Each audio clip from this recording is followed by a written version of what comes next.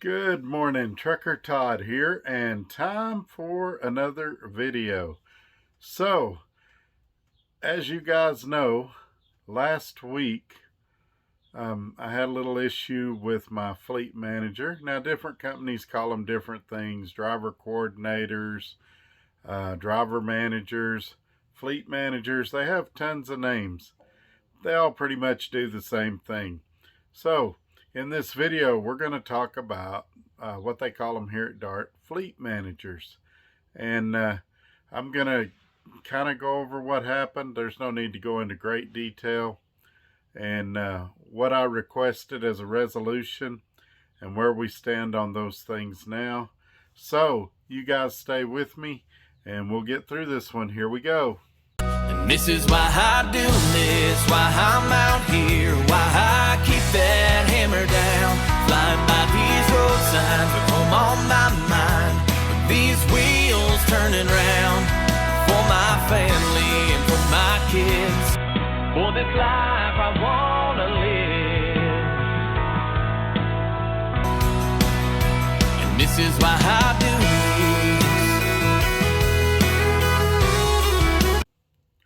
Okay, just like that, we're back.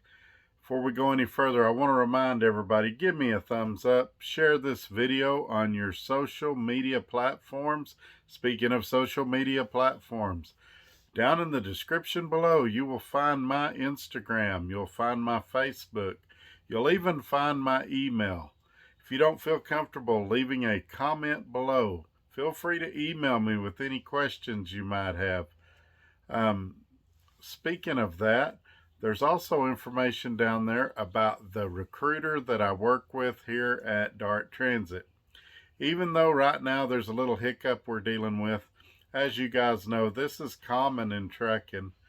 And so I still recommend DART. It's still a great place to work. And there's a great recruiter listed below. Feel free to give her a call. Tell her you've been watching Trucker Todd. And she'll answer your questions and get you through the hiring process in a seamless fashion. If by some chance she's out of the office or you get a different recruiter, make sure and give them my driver number, 58180. All right, so let's talk about fleet managers, and mine specifically.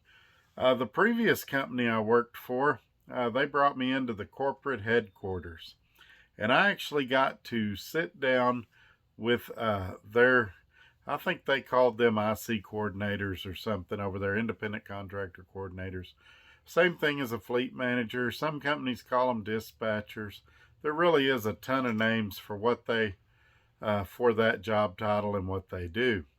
Now, as I sat down and watched what they did, I realized very quickly I don't want their job.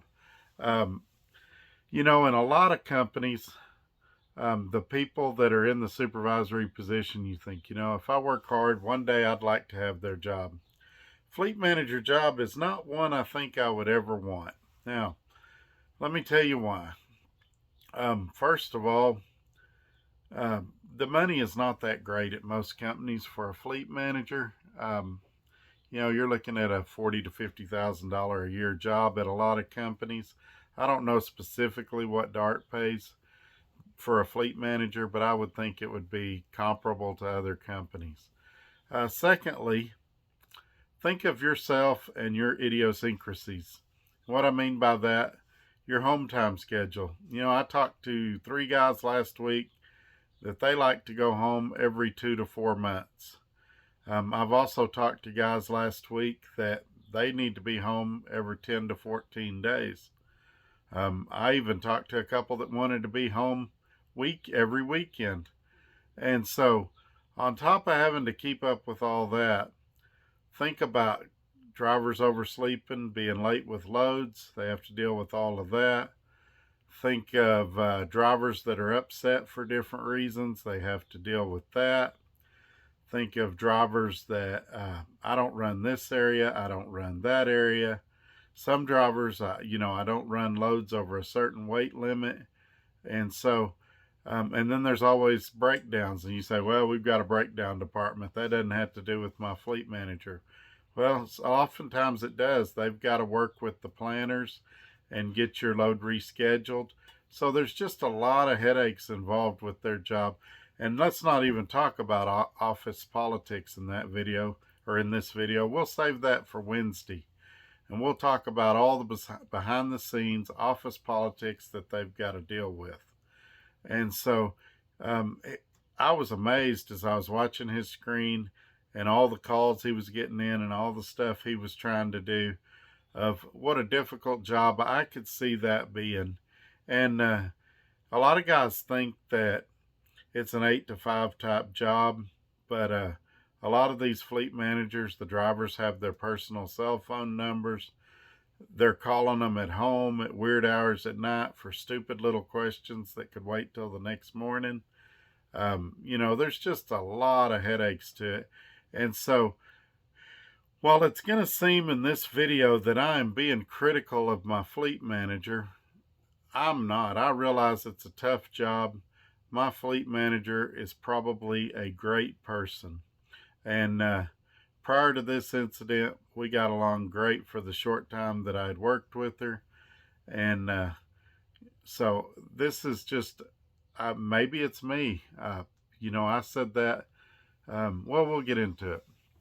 So what happened was, I called her to get a lumper receipt, and it kind of got sideways. I'm trying to take a 30,000 foot view here. Kind of got sideways, and the conversation didn't go real well. And so then I contacted the guy I knew up the chain of command and said, hey, it may be me, but I can't work with her. I said, I'm not going to feel comfortable contacting her for anything in the future. And in this type of fleet manager, independent contractor relationship, you need somebody that you can communicate comfortably with. And he said, well, let me look into it and I'll get back to you. And I read him the emails that were sent back and forth between me and her. And I'll just tell you, my attitude wasn't the best. I could have probably handled the situation a little better. My temper kind of got to me. And when he called me back, first of all, I kind of felt ambushed. He had her listening in the background and didn't tell me till almost the completion of the phone call. And I felt like he was very defensive of her from the beginning, before I even heard, or before he even heard my side of the story. So, the call ended with him saying, well, let me look into it some more. I said, well, you guys record the phone calls. Why don't you go back and listen to the phone calls? Well, I later found out, since she was a new fleet manager, they didn't have it set up to record that specific phone call. So there is no phone recording. He tried to call me back one time, and I missed his call. I think I was in the bathroom or taking a shower or something. And so when I got out, I called him back. It's about 30 minutes later, and left him a voicemail. Never heard nothing. Waited a couple of days. Called him again, left him another voicemail. Never heard nothing. Now, there's two ways I could take that. I could take that, hey, he's a busy guy. Or I could take it that he's blowing me off. I chose to take it that he's a busy guy. So I waited. This was like a Thursday or Friday. I waited till like a Monday or Tuesday, and I called his boss. Again, still trying to stay in the realm of chain of command. So we've gone from my fleet manager to her boss to now his boss. And his boss had actually emailed me like on a Friday, and she said, hey, I'm going to look into this and I'm going to call you on Monday. And I didn't hear from her. And so I waited a few days, I think 4 or 5 days, and I called her, and I got her on the phone first ring. She said, yeah, Todd, I'm sorry. I meant to call you back. Things have been hectic. I said, hey, no problem. Now, I found her to be very receptive, and she listened to me with an open mind. And we had what I would consider the most productive conversation of any that I've had so far regarding this issue. And basically, this was this past Friday. She asked me, she said, "Hey Todd, I get your frustration. Is there any way you would consider working with this fleet manager again? You know, I think we've got this situation under control. She's new." She made a lot of valid points. And here's what I told her. I said, you know, had that lady called me and apologized in a reasonable time frame, I'd have probably apologized to her too, because with her and her supervisor, I feel like I, in a calmer state, could have handled the situation a little more tactfully and probably a little better than what I did. But I said, now we're looking a couple weeks later. I said, if she called me right now and apologized, I said, I would feel like it was forced and it wouldn't do anything. I said, if anything, it might upset me again. I said, here's the problem. I said, at this point, because of the other deal, I don't feel comfortable contacting her for anything, because I don't know what her reaction's going to be. And I need somebody that I can feel comfortable working with. And this person, I don't know their title, and that's why I don't know how to refer to them, but it's the fleet manager's boss's boss, if that makes sense. And she said, I totally understand. She said, let me see what we can do, and I'll get back with you on Tuesday, which is tomorrow. So it's not to drag this out. It's not to, get a bunch of clicks or likes or nothing like that. But I don't have a final answer on the subject, but based on my conversation with her, I feel like we're going to get a positive resolution. But here's what's going to happen. So since I normally don't do videos on Tuesday, I'm going to roll in the final result of what happens into the Wednesday's office politics video if I do receive a call or an answer on Tuesday. Now, with some things we got to remember here. If I don't get a call tomorrow, that doesn't mean they're blowing me off.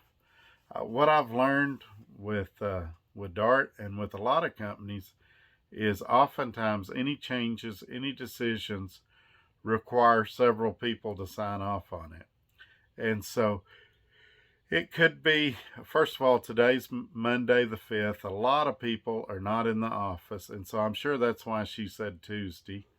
And on Tuesday, it's possible that somebody that needs to sign off on this or somebody that needs to be involved in this won't be in the office to do it. So if we get an answer on Wednesday or by Wednesday, I'll put it in the video. I'll tell you what happened. And if we don't, I'll tell you, hey, we don't have an answer yet, and we'll still do the office politics video. But anyway, I hope I've kind of sort of cleared the muddy water and explained what's going on. To me, I can compartmentalize, and this is not a DART issue, and it's not even a fleet manager issue. I'm not mad at DART, and I'm not mad at this fleet manager. But sometimes situations happen where you just can't work with a particular individual anymore, and I think that's where we're at. And I realized that I probably didn't articulate the details as much as I would like to, and that was by design. For one thing, I don't want to badmouth this woman, and for two, I'm trying to keep these videos under 15 minutes. You know, I could make this a 30-minute video and give you all the details, but you guys don't want to hear all of that. I just try to hit the high points and tell you what's been going on. But anyway, you guys have a great day. I'm getting ready to head to Salt Lake City and then to Denver, Colorado. So we'll catch you on the next one. Have a great day. Bye-bye.